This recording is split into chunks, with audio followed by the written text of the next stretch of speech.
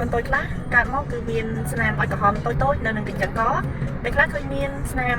ពណ៌ផ្កាឈូកឬក៏ពណ៌ក្រហមឬក៏ពណ៌បែកស្វាយព្រឿងស្រាលនៅខាងក្រៅកញ្ចឹងកmấyខ្លះទៀតឃើញមាននៅចន្លោះចិញ្ចើមនេះនៅលើតំបន់ភ្នែកនៅលើបបោមាត់ជាទូទៅគេហៅថា angel kiss ឬក៏ salmon patch ឬក៏ stop bite វាគឺជាការរីកនៃខ្សែឈាមនៅក្រោមស្បែកពីកំណើតហើយវាអាចនឹងប្រែប្រួលឡើងពណ៌ខ្លាំងនៅពេលដែលក្មេងគេងសង្កត់ពីលើ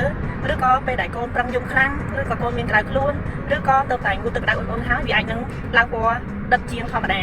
ជាទូទៅមិនមានការព្យាបាលអីទេដោយសារតែវាគឺជាស្នាមខ្មៅពីកំណើតឬក៏អ្នកខ្លះគេហៅថាស្នាមភ្នែកពីកំណើតក្នុងករណីនេះជាទូទៅយើងច្រឡំជាមួយនឹងមួយទៀតគេហៅថា hemangioma ឬក៏បញ្ហាបណ្ដុំសរសៃឈាមដែលដុះខុសទីតាំងដែល hemangioma ឬក៏បណ្ដុំឈាមដែលដុះខុសទីតាំងនេះជាទូទៅគឺវាឡើងក្រាស់ពណ៌រាងក្រហមដិតខ្លាំងជាង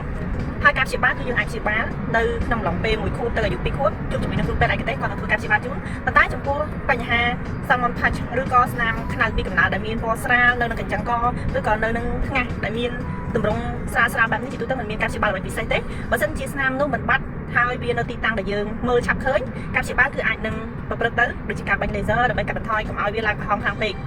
ហើយក្រៅពីនេះគឺយើងអាចតាមដានជាទូទៅគឺវាអាចនឹងបាត់នៅអាយុ1ខួបទៅ2ខួបដូចគ្នាហើយពេលខ្លះគឺវាមិនបាត់ទេគឺវានៅជាមួយយើងពេញមួយជីវិតដោយនៅខាងក្រៅកញ្ចឹងកនេះនៅពេលដែលសក់យើងដុសក្រាស់ទៅកូនតូចៗដែលគាត់មានសក់ក្រាស់ទៅគឺដុសមកបិទជិតនៅនឹងកន្លែងកហ្នឹងគឺមើលលេងឃើញខ្លះទៀតគឺវាចាប់ដើមប្រែពណ៌ទៅជាពណ៌ស្រាលក៏មើលលេងឃើញដែរ